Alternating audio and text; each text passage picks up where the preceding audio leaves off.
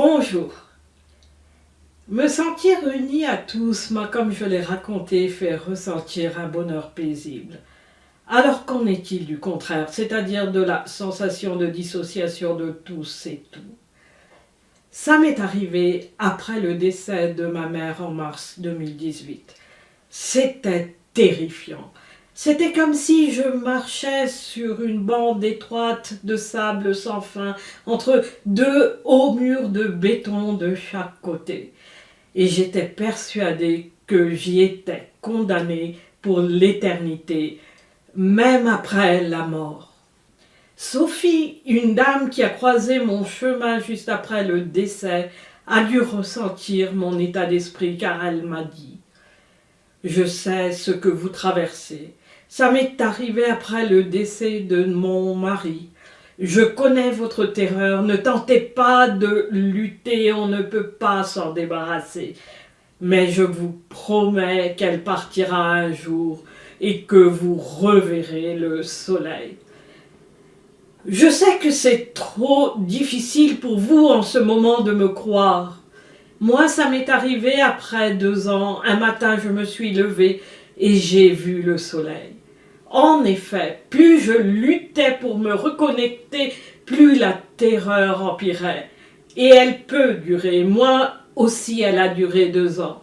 La terreur intense que je ressentais était si insoutenable que le sentiment de dissociation a abouti à une sorte d'engourdissement émotionnel où je ne ressentais rien.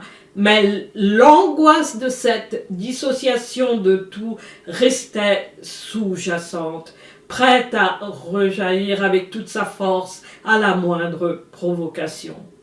Pour paraphraser le docteur Gabor Maté, la blessure émotionnelle se cicatrise et alors toute sensation disparaît comme avec une cicatrice à la suite d'une blessure physique où la peau se durcit. Mais si on appuie trop fort sur la cicatrice, la douleur peut ressurgir. Je vivais dans une sorte de bulle. Chaque instant me semblait une éternité. En fait, j'étais pleinement dans le présent car je n'osais me souvenir du passé. Ce passé où ma mère était en vie et l'avenir n'existait pas. Pour qu'il y ait un avenir, il faut que la terreur soit moindre et être connecté au passage du temps. Pour citer la psychologue Patricia Evans, la catastrophe frappe soudainement et lorsqu'elle survient, notre réalité semble s'effondrer. Nous nous retrouvons à la dérive au-delà du temps et de l'espace. Le mantra d'être dans le présent est à mon avis à prendre avec précaution. Tenter de l'être alors qu'on est dans la souffrance pourrait aggraver cette souffrance et mener vers cette dissociation. Il faut être prudent avec toute superficialité dans ce qui touche à notre soi. Quoi qu'il en soit, ne rien ressentir émotionnellement, c'est être dissocié de ses ressentis, de ses émotions. Il s'agit donc d'une dissociation de soi, et ça explique aussi la dissociation avec le monde extérieur. Ne dit-on pas de quelqu'un après un choc émotionnel qu'il n'est pas lui-même? La conscience ou le sentiment de connexion avec soi ainsi qu'avec l'extérieur est de l'ordre de l'émotionnel et non intellectuel. La simple compréhension intellectuelle ne nécessite qu'un observateur et un observé séparé, ce qui impliquerait que la dissociation de soi, c'est comme être coupé en deux, d'un côté l'observateur et de l'autre l'observé, 2 entités en un. Et un peu comme si nos 2 yeux nous donnaient 2 images distinctes, mais on ne réalise le sens de l'image que lorsque les 2 se fusionnent. Or, ne pas ressentir de douleur émotionnelle ou du moins l'engourdissement de ce ressenti n'implique pas l'absence de douleur émotionnelle qui, elle, était inévitable si l'événement déclencheur est suffisamment impactant. La douleur émotionnelle, on l'a vu, n'a rien d'objectif. Et donc son ressenti varie de personne à personne. Par exemple, dans le cas d'une douleur physique, il y a nécessairement activation du système nerveux. Mais la douleur émotionnelle, c'est-à-dire l'expérience émotionnelle qui l'accompagne, est subjective. Plus une personne est sensible émotionnellement, plus elle est au risque de souffrances émotionnelles conscientes ou inconscientes. Mais tous on a un seuil au-delà duquel on souffrira si on ne réussit pas consciemment à se construire un narratif que j'appellerais positif, c'est-à-dire qui ne sous-estime pas l'événement ou les événements déclencheurs, qui ne devient pas un je n'aime pas ce que je ressens, un je veux que la situation soit autre qu'elle l'est. Plus on devient déconnecté de sa douleur émotionnelle, c'est-à-dire plus on tente de la réprimer, négliger, voire nier par peur d'être submergé par une souffrance émotionnelle insoutenable, afin simplement de survivre, moins on est capable de se construire un narratif positif et donc il en résulte nécessairement une souffrance émotionnelle. Mais la dissociation fait qu'on n'en est pas conscient. J'étais seulement consciente de la dissociation avec le monde extérieur, mais pas de moi-même. Pour que la souffrance soit consciente, il faut pouvoir se construire consciemment un narratif négatif. Notons que négliger n'est pas porter peu d'attention. Lorsqu'on porte peu d'attention, qu'il s'agisse d'une douleur physique ou émotionnelle, on ne néglige pas la nature de l'événement déclencheur. On en prend toute l'ampleur. Mais comme avec une égratignure, pour la plupart, on conclut qu'elle disparaîtra rapidement sans laisser de traces, notamment car on le sait par expérience. Dans mon cas, je réprimais pour ne pas ressentir la terreur de la dissociation. Mais une douleur émotionnelle négligée ou réprimée peut, et je dirais, aboutit nécessairement à la douleur physique. Négliger une douleur émotionnelle, c'est se négliger, ça se traduit par une négligence concrète. J'en étais venue à cesser de me nourrir correctement. J'avais de la fièvre par moment, une fièvre accompagnée de maux de tête. En prenant du paracétamol, je la faisais baisser, c'est-à-dire que le symptôme disparaissait temporairement, puis revenait car je ne traitais pas la cause.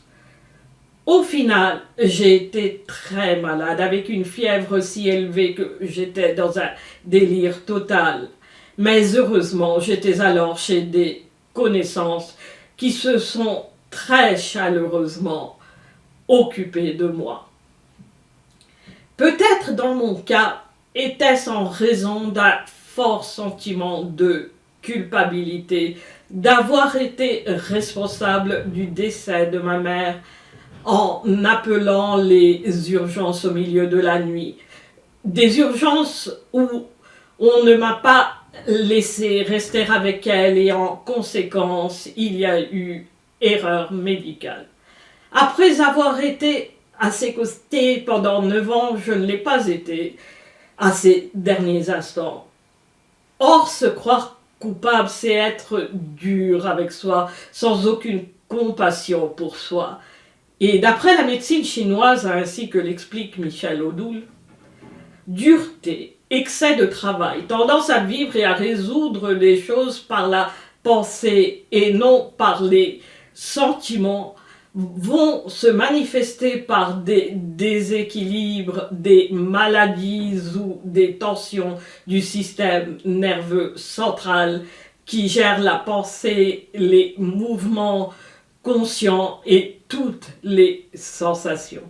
En particulier, l'épilepsie représente une déconnexion de ce système nerveux au profit du système nerveux autonome, la porte physiologique de notre inconscient, de nos mémoires les plus profondes, qui a la charge de toute l'activité non consciente de l'individu. Ensemble, ces deux systèmes nerveux sont composés du cerveau, de la moelle épinière et des nerfs. En particulier, les déséquilibres cérébraux nous parlent de notre difficulté à laisser de la place au plaisir et à la joie simple dans notre vie. La prédominance de la raison implique le besoin d'avoir raison et de fuir l'erreur, qui n'est vécue que comme un signe de faiblesse. On refuse ainsi la composante humaine de l'erreur, sa nécessité et sa dimension expérimentale et évolutive, pour ne plus en retenir que la notion de faute et par conséquent de culpabilité. Ce blocage des idées s'accompagne d'une grande difficulté à changer d'opinions et de mode de pensée et peut se traduire par des tensions cérébrales, des migraines ou des maux de tête. La négligence peut également aboutir à des tendances suicidaires plus ou moins inconscientes, sur l'instant, sans préparation préalable, du moins ce que d'autres m'ont raconté de leur expérience. Et donc, par exemple, peut aboutir à de multiples accidents très graves. Peut-être que tenter de se remettre d'une situation physiquement terrible redonne temporairement un sens à la vie. Une fois remis, le sens s'estompe, d'où peut-être inconsciemment on est reconduit à resubir un accident. On se souvient de la bienfaisance de la période de survie. Mais même si ça ne va pas jusqu'à la dissociation, négliger la douleur émotionnelle aboutit à la douleur physique. À une époque, une personne dans une grande négativité était revenue dans ma vie. 2 mois après, j'ai commencé à avoir une grande douleur handicapante dans une partie précise du corps. Je n'en comprenais pas les raisons. Cette douleur a cessé 2 semaines après le départ de cette personne à nouveau de ma vie et quelques jours après que j'ai commencé à prendre des initiatives pour remédier mon mal-être psychique. Or, j'ai plus tard su que d'après la médecine chinoise, pour citer Michel Odoul, à nouveau, des douleurs à cet endroit précis sont la manifestation de la difficulté à agir que la personne ressent. Les mémoires ou blessures inconscientes profondes d'un individu par rapport à sa capacité d'action qui remonte à la surface et que celui-ci refuse d'accepter. En effet, j'avais l'impression que ce que je faisais, tout l'amour que je portais à la personne ne lui permettait pas de réaliser son propre mal-être psychique qui impactait fortement son comportement. Qui plus est, des douleurs à cet endroit sont en relation avec le yang et non le yin, et il s'agissait en effet d'un homme. Quant aux raisons de son comportement, je n'avais pas de difficulté à les accepter ou à les admettre. Et donc, les douleurs ne se sont pas propagées à des zones voisines. On peut ne pas être conscient de sa souffrance émotionnelle, mais les douleurs physiques, les maladies plus ou moins graves, mais qui durent ou qui reviennent régulièrement, elles, on les ressent. Et donc, il est prudent de voir s'il ne s'agit pas de signaux de détresse d'un mal-être psychique qui en serait la véritable cause. Je désire rassurer toute personne qui se sent dissociée ou qui a des douleurs physiques causées par un mal-être psychique, combien même terrible. Vous pouvez vous aussi revoir le soleil. On en est tous capables. Je crois qu'il est important de se couper de son cadre de vie usuel. Pour moi, il me rappelait la dernière nuit de ma mère et il m'était impossible d'y rester. Par cadre de vie, je veux aussi dire peut-être bien de se couper, du moins temporairement, de son entourage proche, sa famille. En effet, ce dont je n'étais pas consciente à l'époque, mais que je sais depuis ces dernières années, c'est qu'une telle dissociation et donc, en conséquence, une souffrance moindre, consciente ou inconsciente, n'est pas inévitable, mais le résultat de conditionnements au cours du temps. Il est donc possible que dans la relation à des proches se trouve la raison de cette souffrance. Si ce n'est pas le cas, ils ne vous en voudront pas de vous être temporairement éloignés. D'après le psychiatre Daniel Siegel, ce sont les interactions avec l'environnement, en particulier les relations avec les autres personnes, qui influencent directement le développement de la structure et du fonctionnement du cerveau, et cela toute notre vie.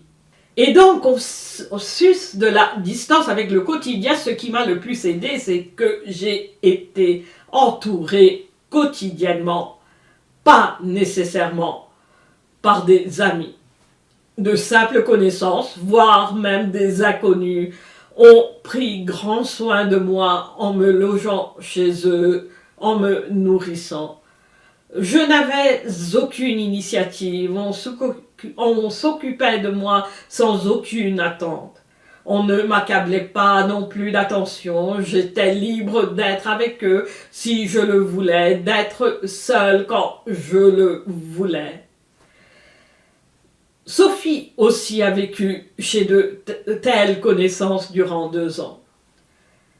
Faire une quelconque activité m'était impossible. C'est au bout de 8-9 mois que, grâce sûrement à cette chaleur humaine, j'ai très tièdement recommencé à écrire. Quelques minutes, quelques lignes d'abord, puis de plus en plus. Et l'écriture a, avec le temps, ramené des moments d'absorption totale. Même quelques instants, c'était quelques instants de paix. J'écrivais un livre sur la science, donc rien d'émotionnel. Toute activité qui n'engage pas nos émotions ou celui qui fait l'activité et l'activité en elle-même peuvent rester séparés. Lorsque cette activité redevient possible, est un moyen vers une reconnexion. Ça peut être un sport, surtout un sport qui implique la vitesse et donc qui, pour la survie même, nécessite absorption. Si cette activité contient des obligations, des dates butoirs, des interactions forcées, par exemple l'enseignement, ou dans mon cas, c'était l'offre d'un contrat pour mon livre par une maison d'édition prestigieuse, alors ça aide d'autant plus à retrouver un sens à la vie. Cela dit, il ne faut pas que l'activité devienne une addiction, car alors elle empêche la reconnexion de se faire. Pour qu'elle revienne à long terme, je crois vraiment qu'il faut que l'activité s'inscrive sur fond de chaleur humaine, sans aucune attente et donc qui n'est pas conditionnée par votre comportement, car lorsque vous êtes en état de dissociation, vous pouvez perdre le contrôle de vous-même et en venir à être dur avec les autres, surtout si vous l'êtes avec vous-même.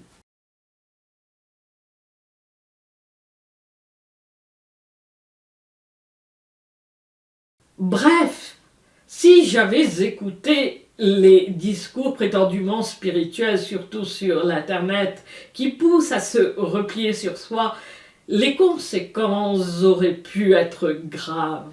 Lorsqu'on est dissocié de soi, c'est d'ailleurs impossible.